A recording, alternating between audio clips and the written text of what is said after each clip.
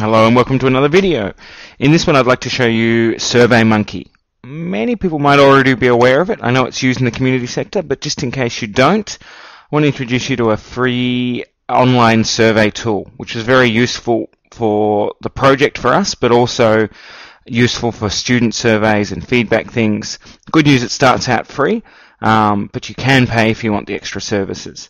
So, first of all, you need to go to the web page, which is www.surveymonkey.com. Okay, and you'll get this page. Before you go anywhere, you might want to check out across here the plans and pricing, just to see the difference in free or if you pay. Okay, so you click across there and then have a look down here at a detailed feature for all plans. Okay, so you'll see that the basic free plan's good but pretty limited. You only have a certain amount of surveys. You can't print them in any form. It's all online. And only 100 responses per survey, but it's a good start. I do recommend, though, coughing up, this is in American dollars, but coughing up the $19.95 per month to get all the extra level of features. Okay, but for now, I'll just join up onto a basic. So you go down here, basic, sign up. Now this is something new with a lot of things. You can actually use your Google account to sign up, and if you've set one up in a previous video, you're good to go. So let's go on sign up with Google. Okay, and I'll use my test one.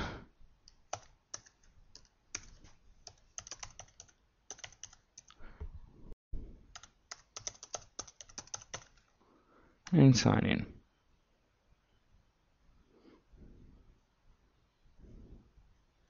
Okay, now if you're going to do it this way, you'll need to allow it, the SurveyMonkey, to talk to Google, which just means you click allow down here.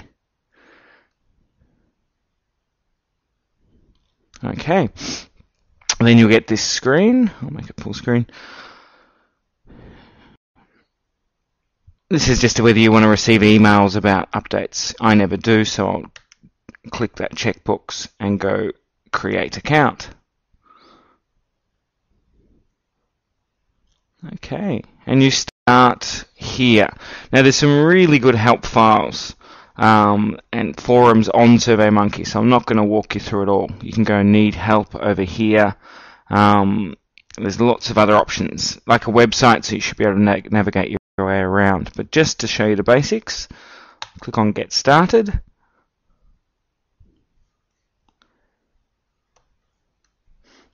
And in here, put your survey title and create survey. Okay. And from here, you've got the option of adding a question. You can go onto the survey options to set up some basic details. Because you won't be able to print the survey in a basic account, so one of the reasons to add up. So you create your survey in Edit Survey. You go to Collect Responses, and this is where you choose either to send a link. The survey will exist on the web. You either send a link in your email, so you send out an email to everyone saying please do this survey. You can create a pop-up, but normally I do create a link. Okay, you give the link a name, usually the name of the survey. Okay, you can go to the next step. Okay, and then the link you'll have is here. So you can highlight that, copy it, and paste it into anything you're sending out to people for the group. We'd post it up on the group. So when people go to that link, they'll get to complete your survey. They'll go through the steps. Okay. And when you've got everyone's results, you can go on to Analyze Results. And in here, there'll be a whole lot of options for seeing your survey. You can check through the responses one by one.